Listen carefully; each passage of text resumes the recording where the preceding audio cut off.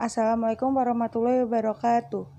Kami dari kelompok 4 yang beranggotakan saya Diva Ayunindia Tamisa Fitri dengan NPM 2010104028, Martania Dwi Hapsari dengan NPM 2010104051 dan Handoko Wahyu Utomo dengan NPM 2010104101 akan mempresentasikan tentang metode harga pokok proses dan laporan harga pokok proses produksi dan jurnal.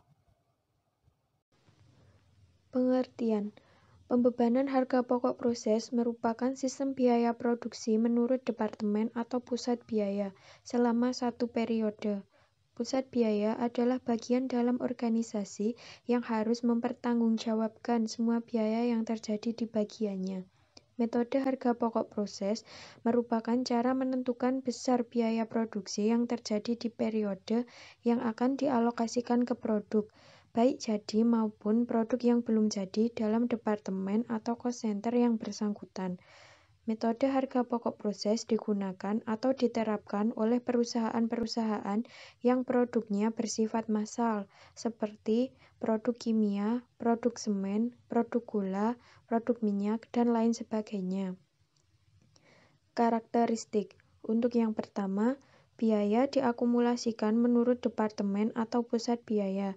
Yang kedua, setiap departemen memiliki persediaan barang dalam proses. Yang ketiga, unit ekuivalen digunakan untuk menyatakan kembali persediaan barang dalam proses pada akhir periode. Yang keempat, biaya per unit ditentukan atau dihitung menurut departemen untuk setiap periode.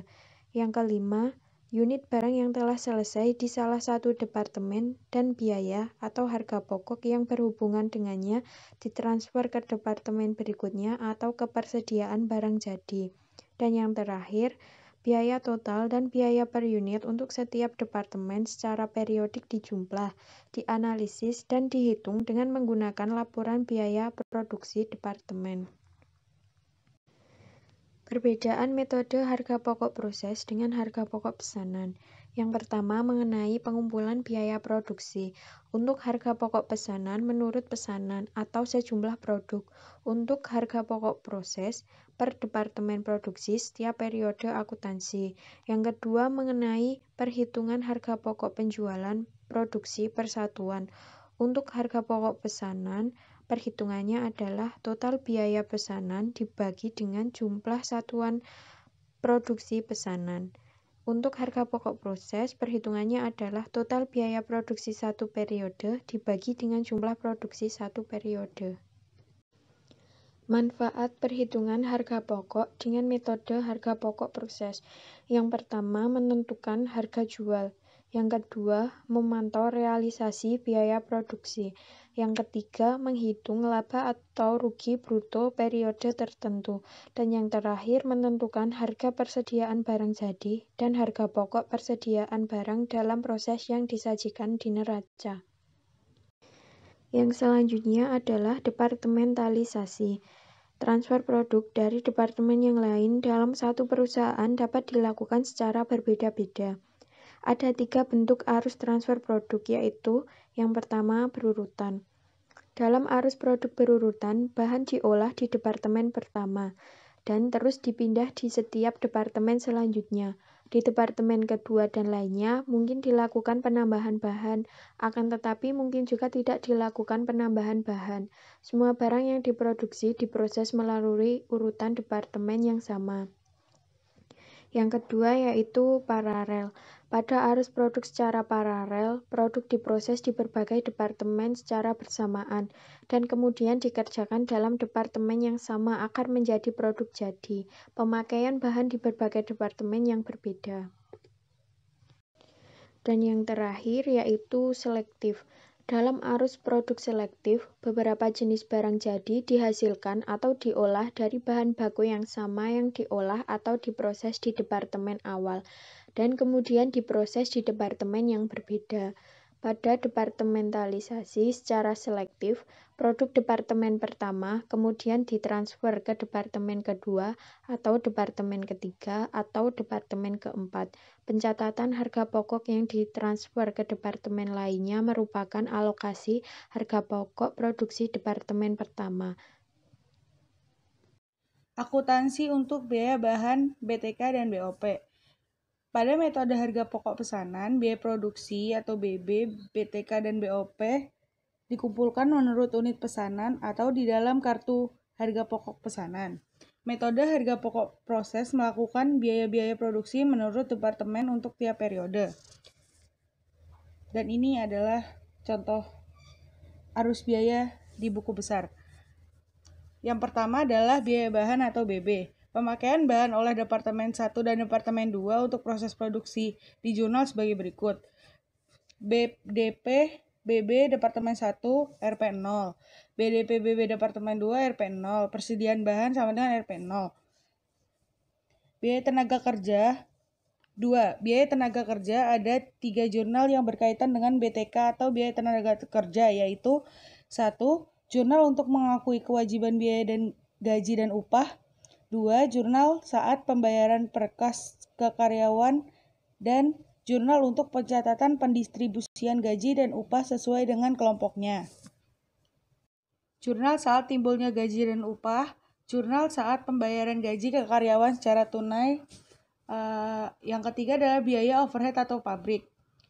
Yang isinya A. Yang pertama normal costing. Pembebanan BOP secara normal costing dilakukan dengan menggunakan tarif yang ditentukan di muka atau sudah ditentukan sebelumnya. Dan ini adalah contoh pencatatannya yang dilakukan dengan normal costing.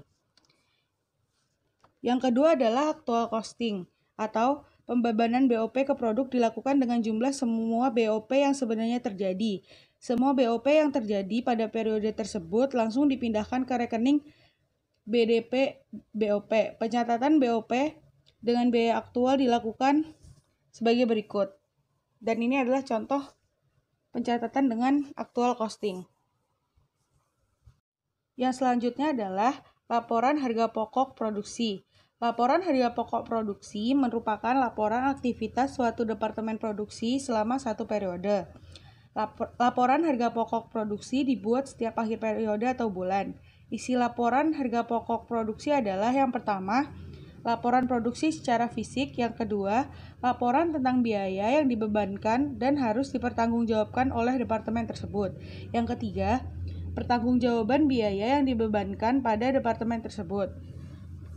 Langkah-langkah dalam penyusunan laporan harga pokok produksi.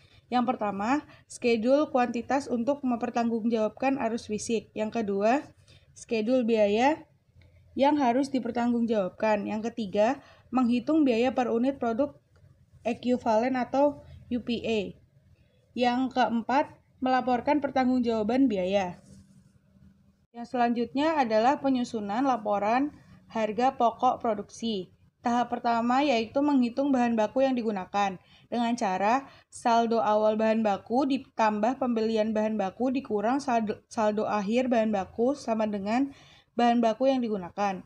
Tahap 2 yaitu menghitung biaya produksi dengan cara bahan baku yang digunakan ditambah biaya tenaga kerja langsung ditambah biaya overhead produksi sama dengan total biaya produksi.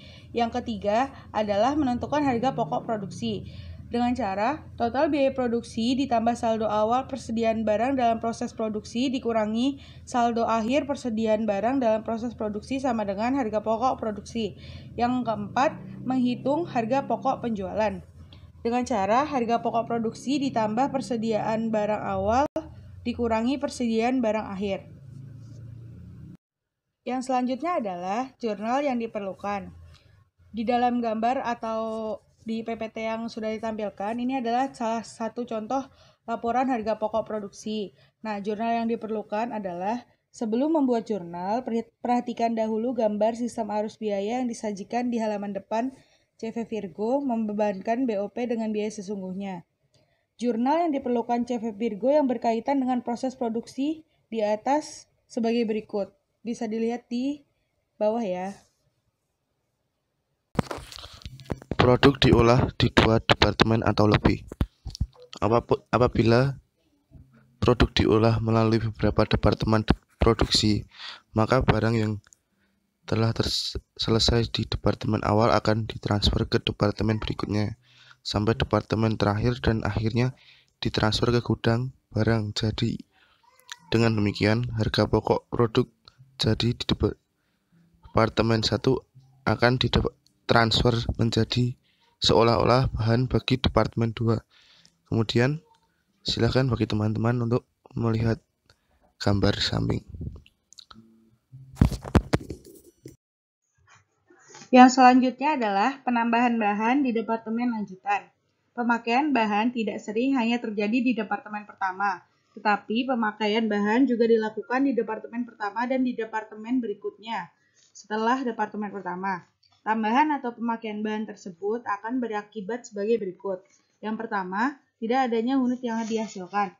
Pemakaian bahan di departemen setelah departemen pertama yang sifatnya hanya pelengkap atau aksesoris tidak akan mempengaruhi atau menambah jumlah unit produk yang dihasilkan.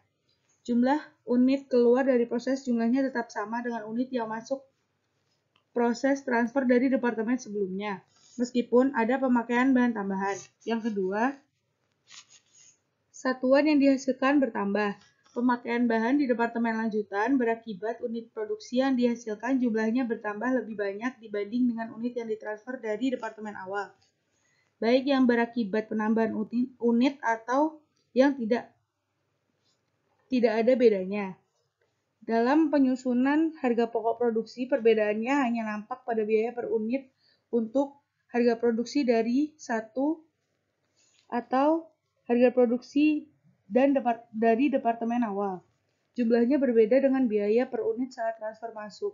Hal ini karena di departemen lanjutan atau jika terjadi penambahan unit, UPE akan berbeda dengan jumlah transfer dari per departemen awal.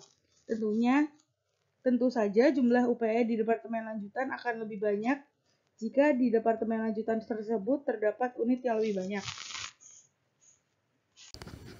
Penambahan bahan di akhir proses. Bahan dapat dikonsumsi atau untuk proses produksi pada awal proses maupun pada akhir proses.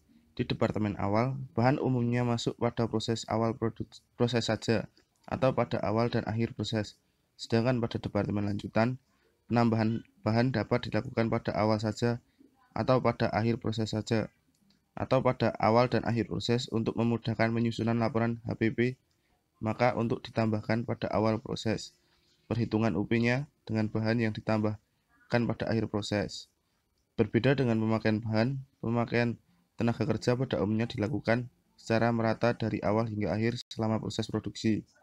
Jadi tidak ada anggapan tenaga kerja atau BOP yang hanya terlihat di awal atau akhir proses produksi saja. Produk hilang awal proses. Produk hilang pada awal proses belum menyerap biaya produksi karena produk tersebut hilang sebelum diproses. Oleh karena itu, unit produk yang hilang tidak ikut dihitung dalam perhitungan unit produk ekuivalensi. Produk yang hilang di awal proses tidak dihitung dalam perhitungan UP karena produk yang hilang tersebut memang tidak ikut dalam proses produksi. Adanya produk hilang di departemen pertama akan menaikkan harga pokok produk persatuan. Apabila produk hilang awal proses terjadi di departemen 2, departemen setelah departemen pertama, maka harga pokok per unit produk yang ditransfer dari departemen sebelumnya akan meningkat. Demikian juga untuk harga pokok produk persatuan yang ditambahkan di departemen yang bersangkutan akan meningkat pula. Oleh karena itu, unit produk hilang awal proses di departemen 2 juga tidak diikutkan dalam perhitungan unit produk yang ekuivalen. Unit produk UP dihitung sebagai berikut. Unit produk ekuivalensi atau UP sama dengan produk selesai atau produk jadi ditambah produk dalam proses akhir atau PDPR dikali persentase tingkat penyelesaian PDP. Kemudian, produk hilang dalam proses produksi. Dalam pelaksanaan proses produksi, sering terjadi unit hasil produksi yang jumlahnya tidak sama dengan unit masuk proses. Hal itu terjadi karena adanya produk hilang dalam proses produksi. Produk hilang dalam proses dapat bersifat normal dan abnormal. Produk hilang karena sifat bahan atau sifat proses produksi, misalnya menguap. Produk hilang karena kecelakaan merupakan hilang abnormal, biasanya karena kelalaian atau kecelakaan merupakan hilang abnormal. Manajemen biasanya menentukan meskipun produk hilang abnormal, tetapi jika di bawah persentase tertentu, misal 2% dari produk jadi, masih dianggap hilang normal. Dalam pelaksanaan proses produksi, produk hilang dapat terjadi pada saat awal proses sepanjang proses, atau pada saat akhir proses. Umumnya, produk hilang diketahui pada saat dilakukan inspeksi. Inspeksi produk dapat dilakukan pada tengah proses, atau titik proses tertentu, atau pada akhir proses. Produk hilang akhir proses. Produk yang hilang pada akhir proses produksi telah menikmati atau menyerap biaya. Oleh karena itu, produk hilang, maka proses produksi ikut dihitung dalam produk ekuivalensi. UP dihitung sebagai berikut. UP sama dengan produk selesai plus produk dalam proses dikali persentase plus produk hilang akhir.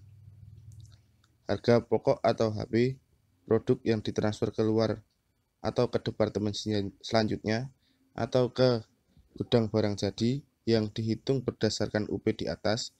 Pada kenyataannya, jumlah unit yang ditransfer tidak termasuk unit yang hilang.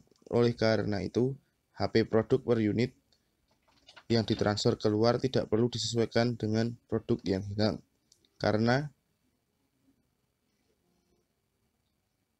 ketika produk belum ada yang hilang, HP produk melekat pada jumlah unit yang banyak. Akan tetapi, begitu produk selesai, terdapat produk hilang, sehingga HP produk tadi hanya melekat pada unit yang masih ada yang relatif lebih. Dengan demikian, adanya produk hilang akhir proses mengakibatkan HP sedikit dan produk per unit meningkat. Sekian dari kelompok kami. Bila ada salah kata atau salah perbuatan, kami mohon maaf. Wassalamualaikum warahmatullahi wabarakatuh. Terima kasih.